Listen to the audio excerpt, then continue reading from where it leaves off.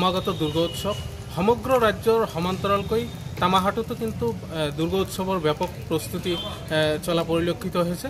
হয়, মই বৰ্তমান উপস্থিত আছোঁ তামাহাট বজাৰ সাৰ্বজনীন দুৰ্গা মন্দিৰ প্ৰাংগণত আৰু ইয়াত দেখা গৈছে যে তামাহাটৰ যি দুৰ্গা উৎসৱ সেয়া দুৰ্গা উৎসৱ এইবুলি কিন্তু 106 বছৰত ভৰি দিছে আৰু ইয়াত যি কাৰিকৰ আছে কাৰিকৰসকলে কিন্তু দিনে দেখাই কাম কৰা পৰিলক্ষিত হৈছে।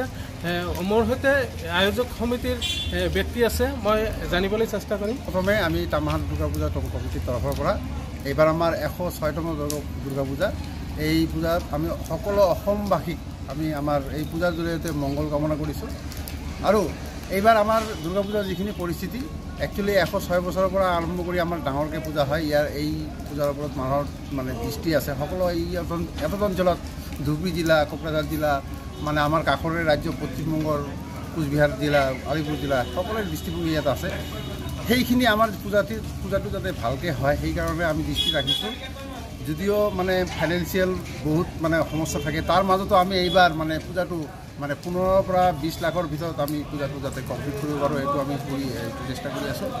আৰু ইয়াৰ মাজতে আমি বহুতো কাৰ্যক্ৰম আমাৰ এই পূজাত আছে, যেনেকুৱা ধৰক মানে আমাৰ বাউলৰ এটা প্ৰগ্ৰাম থাকিব আৰু আমাৰ লোকাল মানে যিবিলাক মানে শিল্পী আছে, সৰু সৰু শিল্পী আছে, তেখেতসকললৈ জাতি এটা সাংস্কৃতিক প্ৰগ্ৰাম থাকিব আৰু এটা মানে কমাৰ্চিয়েল যিবিলাক মানে আছে কালচাৰেল প্ৰগ্ৰাম আৰ্টিষ্ট আছে তেখেতলোকে এটা আমি নৱমীৰ দিনাখন এটা আমি কালচাৰেল প্ৰগ্ৰাম এটা ৰাখিছোঁ।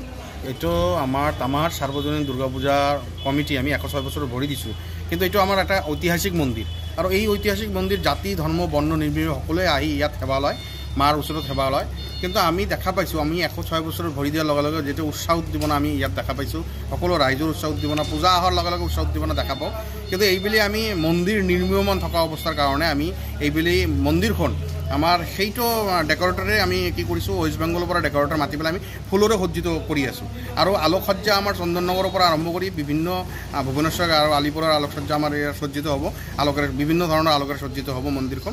ইয়াৰ লগতে আমি আমাৰ সপ্তমীৰ দিনা কালচাৰেল প্ৰগ্ৰাম আছে, অষ্টমীৰ দিনা আমাৰ বাউল সংগীত শিল্পীসকলে বাউল পৰিৱেশন কৰিব, নৱমীৰ দিনা আমাৰ অৰ্কেষ্ট্ৰাৰে কালচাৰেল প্ৰগ্ৰাম আছে, লোকেল শিল্পীসকলৰ প্ৰগ্ৰাম থাকে।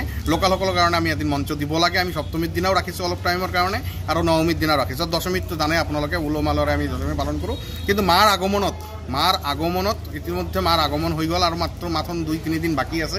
আমি নেৰানাৰৰ পৰা বৰষুণৰ কাৰণে অলপ পলম হ'লেও দিগদাৰ হ'লেও আমি কিন্তু ইয়াৰ আগতে কি কৰিছোঁ, প্ৰতি বছৰৰ নাই আমি এইবুলিও আমি আমাৰ যিটো মন্দিৰৰ সন্মুখত হওক বা বজাৰ এৰিয়াত যিখিনি থাকে আৰু সেইখিনি সম্পৰ্ক কিন্তু আমি বজাৰ কমিটি আৰু আমাৰ এই পূজা কমিটি একেলগত মিলিজুলি আমি চাফাই অভিযানটো চলাইছোঁ আৰু চাফাই অভিযানটো চলি থাকিব। স্বচ্ছতাৰ প্ৰতি আমি নজৰ ৰাখিছোঁ। আৰু শেষত আমি আপোনালোকৰ DA নিউজ চেনেলৰ সমূহ কৰ্মকৰ্তা, অসমবাসী ৰাইজ আৰু সমূহ সাংবাদিক বন্ধুৰ লগতে ভাৰতবাসী ৰাইজক আমি আপোনালোকৰ জৰিয়তে আমি শাৰদীয়াৰ বা দুৰ্গা উৎসৱৰ আন্তৰিক অভিনন্দন আৰু শুভেচ্ছা জ্ঞাপন কৰাৰ লগতে সকলো সুস্বাস্থ্য মংগল কামনা কৰিছোঁ।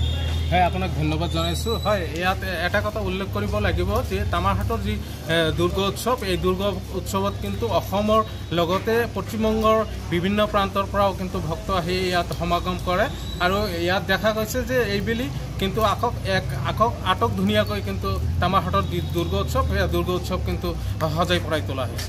যিকোনো খবৰৰ বাবে যোগাযোগ কৰক 7099017330 অথবা 7099017330